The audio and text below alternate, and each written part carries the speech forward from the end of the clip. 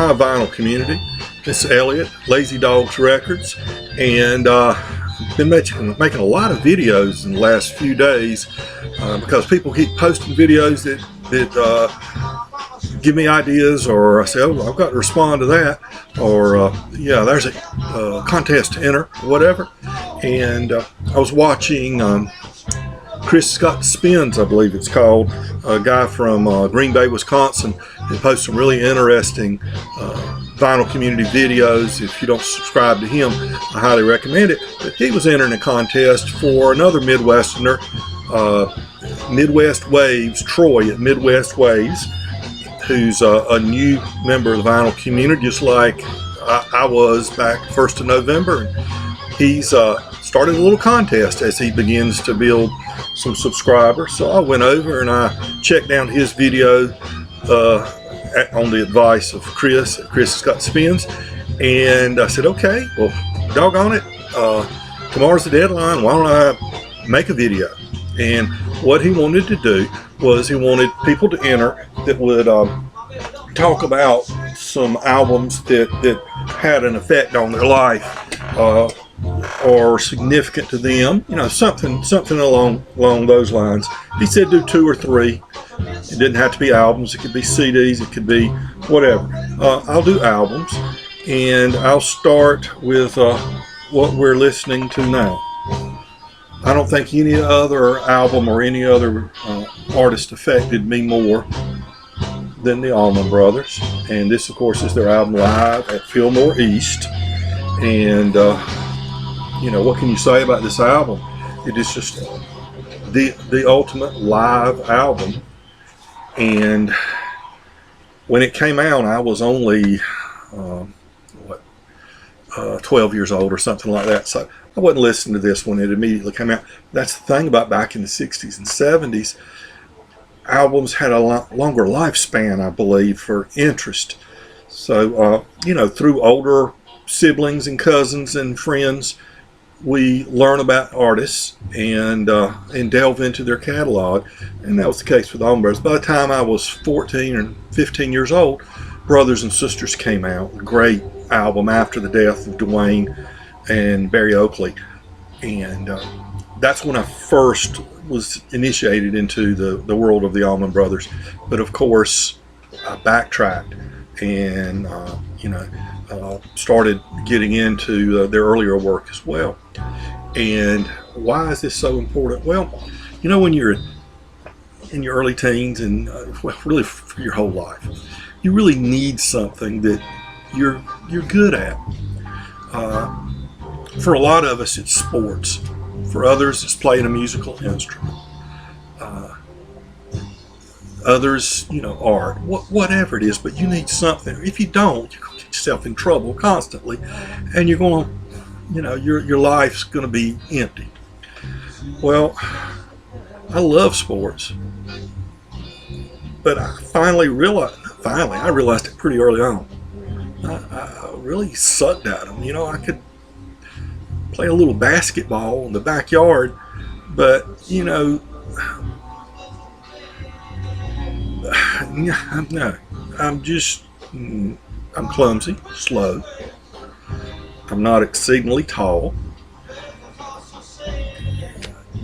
I wasn't gonna shine through sports. I didn't have the drive then to play a musical instrument. I try now as an old man and enjoy it, but it's not something I excel at in any way. But what my little niche I found was a love for music, and delve deep into music and learn as much as I could, and, you know, kind of be the guy in high school that he at least thought he was, whether he really was or not, knew a lot about music and expressed their musical opinions and tastes and everything like that, and, you know, went beyond just the superficial or just whatever is the top song on the radio right now, I guess you'd say. And, you know, and I had like-minded friends as well. It wasn't like I was the only one doing that. But, you know, was the Drive-By Truckers that said some line in Southern rock opera where they say that a guitar was a poor excuse for football in my high school. True. But this album, what this album did was lead me down a rabbit hole that I'm still exploring today. It created a depth, a search for understanding and appreciation of the blues, mainly from this album, but music in general.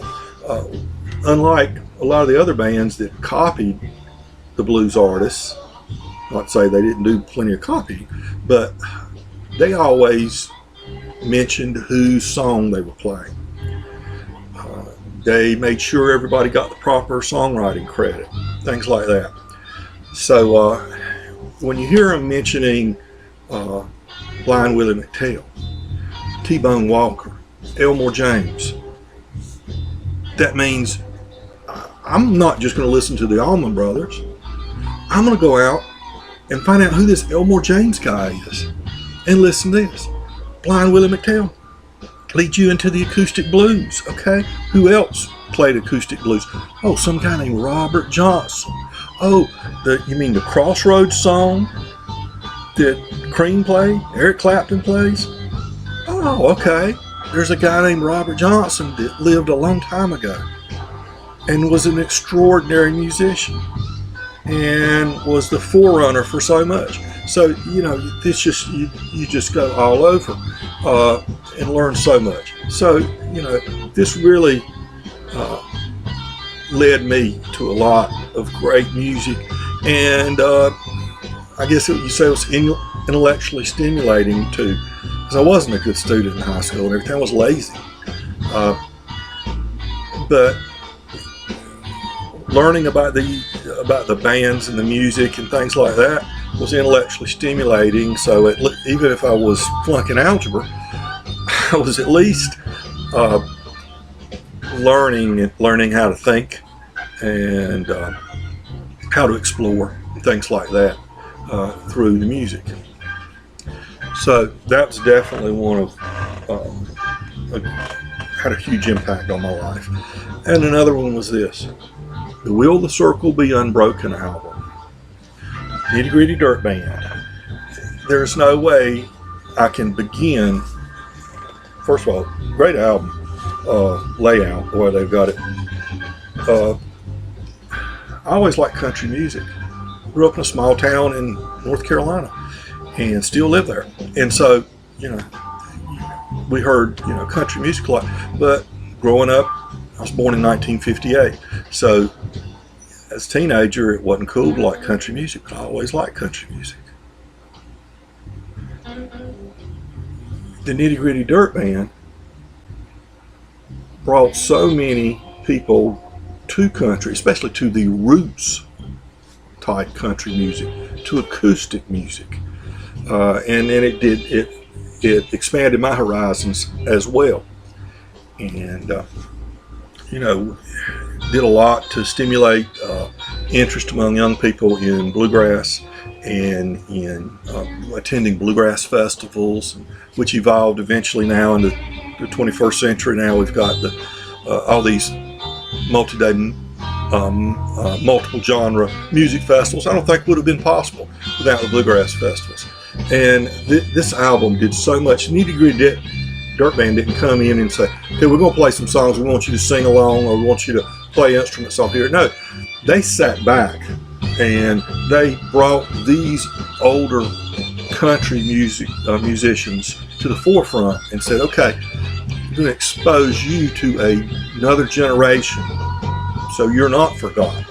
So we hear from Roy Acuff on here, Vassar Clemens, Earl Scruggs, just, you know, it's just Doc Watson.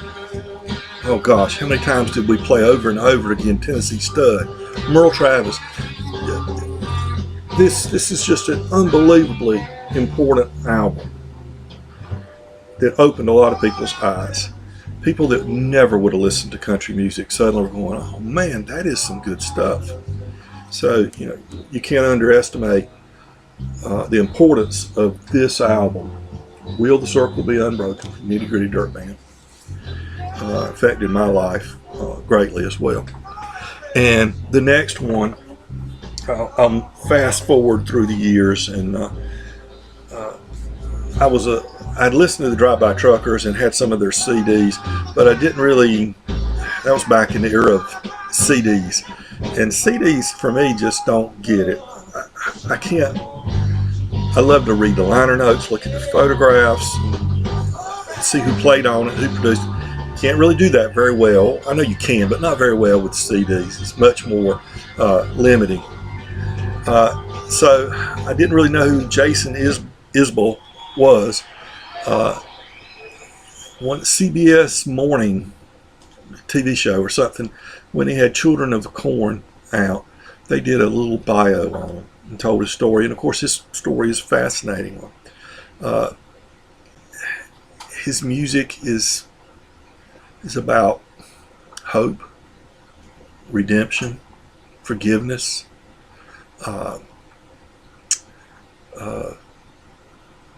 healing wounds, accepting what you can't change, those sorts of things. And we're going through a period in my life about 5 or 6 years ago when a couple of family members were going through awful health crises. And my wife was in the hospital or in rehab for 3 months. She'd been in the hospital for 2 weeks. She'd go to rehab for a week or two. They'd carry her back to the hospital, back and forth. It was tough on her. It was awful. She struggled, and then a couple of months after that, my mother went through a medical crisis, and my mother passed away. And it was a dark time when you had to be strong. You had to do your best, take care of everybody, and hold everything together. And it was obviously a stressful time, not nearly as stressful for me as it was for family members that were going through the actual health crisis, don't get me wrong. But I had picked up the Jason Isbell albums, Southeastern, and the one, now that I try to bring it up, I can't call the title of the album, Something More Than Free. Those two albums from 2013 and 14, whatever it was. And I had those on CD. And I was making these long drives back and forth. Go stay at the hospital for a few days and then come home for a day and then go back and try to work, go to work in the morning and then go back. It just, run you ragged. And I had these long drives. It'd take a little more than an hour down the back roads to get from the hospital back home. And I was usually alone making these drives. And those two CDs got me through it, because you're by yourself and you're thinking about everything that's going on. And Jason Isbell's music made a difference for me. It kind of, made me go, well, you don't have any business feeling sorry for yourself, but you're sitting in this car by yourself.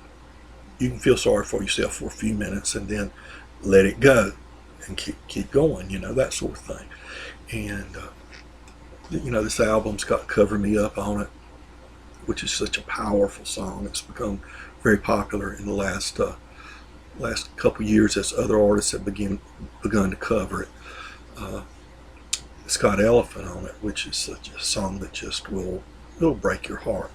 Of course, saying, okay, well, these are sad songs. Well, you need something to break you up. But there's some cleansing that goes on when you kind of, through the music, you wallow in it a little bit, I guess you'd say.